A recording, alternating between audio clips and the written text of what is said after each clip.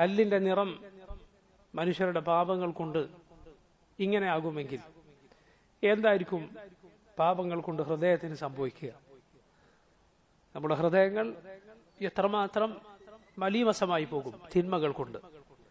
റസൂലുള്ളാഹി സ്വല്ലല്ലാഹു അലൈഹി വസല്ലം അതേക്കുറിച്ച് പറഞ്ഞിട്ടുണ്ട്.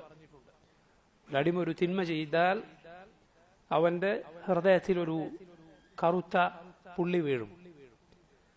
എന്നാൽ അവൻ തൗബ ചെയ്യുകയും തിന്മ ഉപേക്ഷിക്കുകയും അതിൽ നിന്ന് ഖേദിച്ചു മടങ്ങുകയും ചെയ്താൽ സുഖില ഖൽബു, ഹൃദയം വീണ്ടും ശുദ്ധമാകും. എന്നാൽ തിന്മക്കുമേൽ തിന്മയാണ് അവൻ ചെയ്യാൻ ഒരുമ്പെടുന്നതെങ്കിൽ അവന്റെ ഹൃദയത്തിലെ കറുപ്പ് അത് വർദ്ധിച്ചു വരും. ഒടുവിൽ അത് മുഴുവൻ ഇരുണ്ടതായിത്തീരും. അതാണ് ഖുർആനിൽ അല്ലാഹു പറഞ്ഞ റാൻ കല്ല ബൽ റാന അലാ ഖുലൂബിഹിം, അവരുടെ ഹൃദയം അതിൽ പാടുവീണിരിക്കുന്നു, അത് കറുത്തിരുണ്ടു പോയിരിക്കുന്നു. പിന്നെ ഒരു നന്മയും അതിലേക്ക് കയറാത്ത രൂപത്തിൽ അതങ്ങേയറ്റം മോശമായി തീരും. തൗബയെക്കുറിച്ച് അവന് ചിന്തിക്കാൻ പോലും പിന്നെ സാധിക്കുകയില്ല.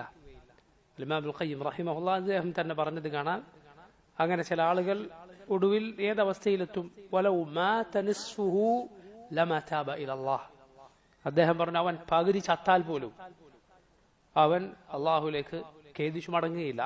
അങ്ങനെ ഹൃദയം ദുഷിച്ചു പോകും. വൽഇയാദു ബില്ലാഹ്. അനുഭവ സാക്ഷ്യങ്ങൾ ആളുകൾ അതിന് പറയാറുണ്ട്. ചില ആളുകൾ കടുത്ത രോഗം അഥവാ മരണം ഉറപ്പിക്കുന്ന തരത്തിലുള്ള രോഗങ്ങൾ, ഡോക്ടർമാർ പറയുകയാണ് ഇയാളിന് ഏതാനും ദിവസങ്ങൾ മാത്രമേ ഇയാൾക്ക് ആയുസ്സുണ്ടാവുകയുള്ളൂ, അതിനുള്ളിൽ അയാൾ മരിക്കും. അങ്ങനെയുള്ള ചിലരോട് ആളുകൾ ചെന്ന് പറയുകയാണ്, നിസ്കാരമില്ലാത്ത ആളോട് നിങ്ങൾ നിസ്കരിക്കുക, ഇതായി നിങ്ങളുടെ ദിവസങ്ങൾ എണ്ണപ്പെട്ടു എന്നാണ് പറയുന്നത്. എങ്കിൽ പോലും അതേക്കുറിച്ച് അതിന് ഒരുങ്ങാൻ അവന്റെ മനസ്സ് തയ്യാറാകുന്നില്ല. ഹൃദയം അത്രമാത്രം ദുഷിച്ചു പോയിരിക്കുന്നു. വൽഇയാദു ബില്ലാഹ്. അങ്ങനെ ആളുകളുടെ ഹൃദയം ദുഷിക്കും. അത് തിന്മകൾ, ചെറിയ തിന്മകളിൽ നിന്നായിരിക്കും ഒരു പക്ഷെ അതിന്റെ തുടക്കം. അള്ളാഹു നമ്മെ കാത്തുരക്ഷിക്കുമാറാകട്ടെ.